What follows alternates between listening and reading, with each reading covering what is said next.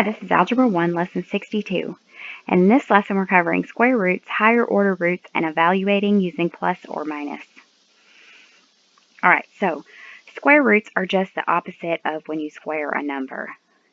For example, if we had 3 squared, that's going to equal 9. The opposite of that would be the square root of 9. And we designate that using the radical symbol, and it looks kind of like a division bar, but just a little bit different.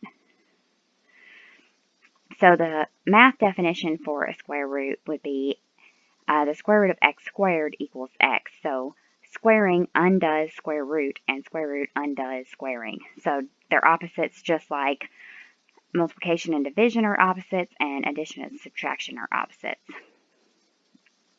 Every number has a positive and a negative square root, because if we had negative 2 times negative 2, we would get negative times a negative makes a positive 4. 2 times 2 equals positive 4. So that means that the square root of 4 could either be 2 or negative 2. They're both going to be, when you square it, you're going to get positive 4.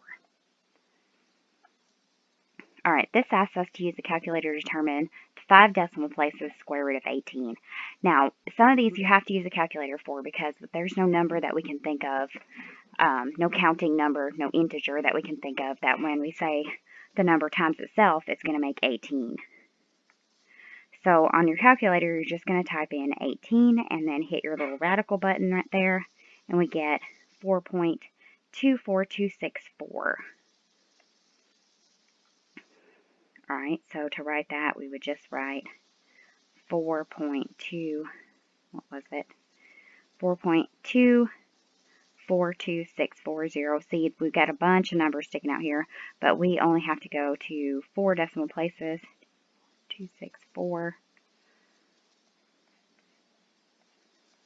5 decimal places, so that means 5 numbers after our decimal point. 1, 2, 3, 4, 5. So when it asks you for a certain amount of decimal places, that means how many numbers after your decimal point. Use the calculator to determine the 2 square roots of 10 to 6 decimal places. 2 square roots means that we're going to do the negative and the positive. So we're just going to type in the number 10 and then hit the radical, and we get 3.162277766. We need to round that to 6 decimal places. So we're going to have 2 answers. The first one would be 3.162278 when we round it up, and negative 3.162278. So we have to round it up. Alright, so a negative and a positive. This one asks us, without using a calculator, determine the squares of the counting numbers 1 through 20. So 1 squared is 1, because 1 times 1 is 1. 2 squared would be 4. 3 squared would be 9. 4 squared would be 16. 5 squared would be 25, and so on. These are all listed in your book on page 254, and I suggest that you look at those and get familiar with them. We probably all already know up to 12 times 12 is 144, but we're probably not as familiar with 13 times 13 is 169, 14 squared is 196, 15 squared 225, and so on. So go ahead and look at those on page 254 of your textbook. The book suggests that you memorize the squares all the way up to 20. Alright, next one says, without using a calculator, determine between what 2 consecutive integers the square root of 10 lies.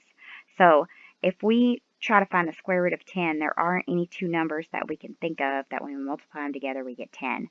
So we have to figure out between what 2 numbers that lies. So if we have, let's say, 1 squared, we know that's 1, and 2 squared is 4, 3 squared is 9, 4 squared is 16.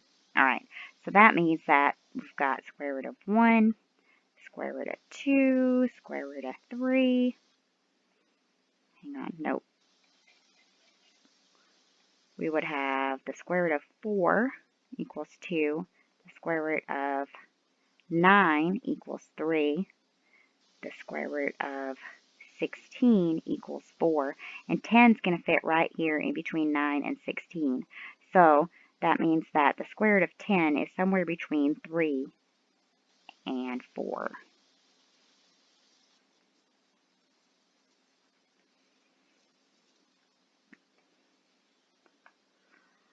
Alright, the notation for square roots can be extended.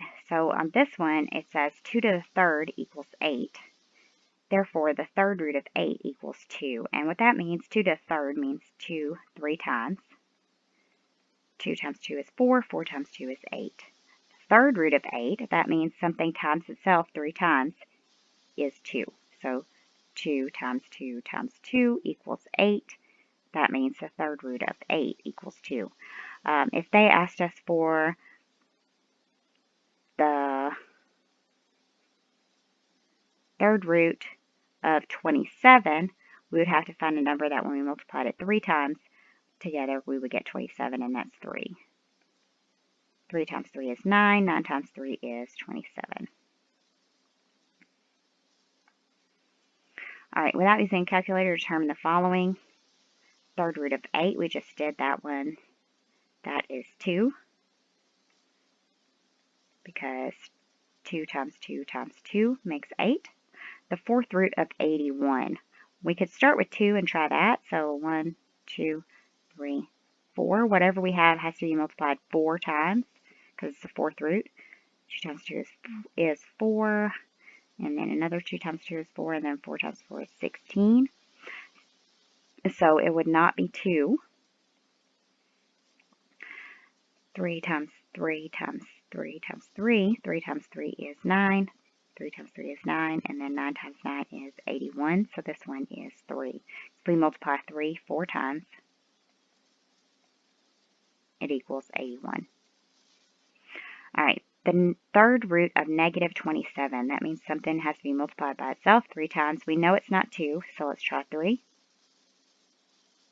3 times 3 is 9. 9 times 3 is 27. But it has to be negative 3. 2 of these negatives will cancel, and then we'll have 1 left. So our answer is negative 27.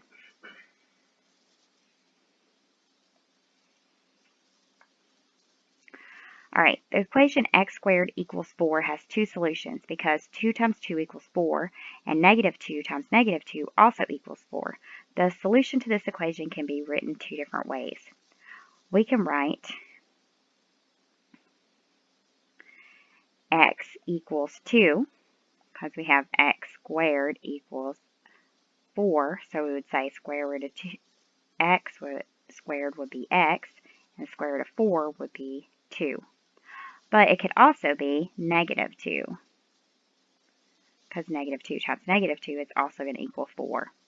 So we could write it like that, or we could write it like x equals positive or negative 2, okay, plus or minus 2. Sometimes you're going to come up with the answers to quadratic equations, which are going to be something like this: 7 plus or minus 2. That would mean either 7 plus 2 or 7 minus 2. And that would equal 5. So you would end up with 2 answers. 9 and 5 would both be answers to that. All right, let's try one that's similar to that. All right, this one has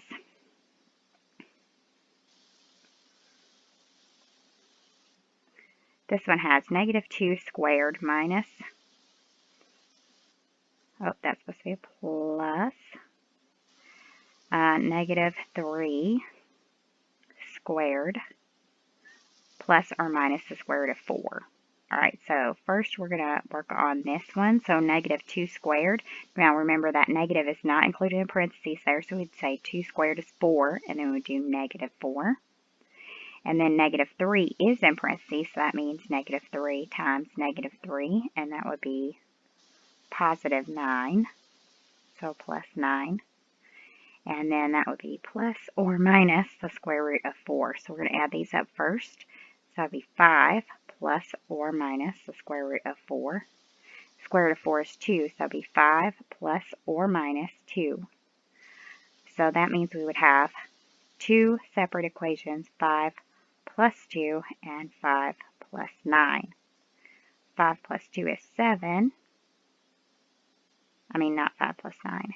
5 minus 2. There we go. 5 minus 2 would be 3. So the answer would be 7 and 3. And that's how you're going to write it in your book when you're doing problems like that. You'll have two answers. Go ahead and pause the video and work the practice problems, and then I'll come back and work them for you. Alright, so hopefully you guys pause the video and work these practice problems. This first one says, use a calculator. Evaluate the square root of 17 to 4 decimal places. So we just go to our calculator and we put in 17 and hit the radical button there. And we need 4 decimal places, so it's 4.1231.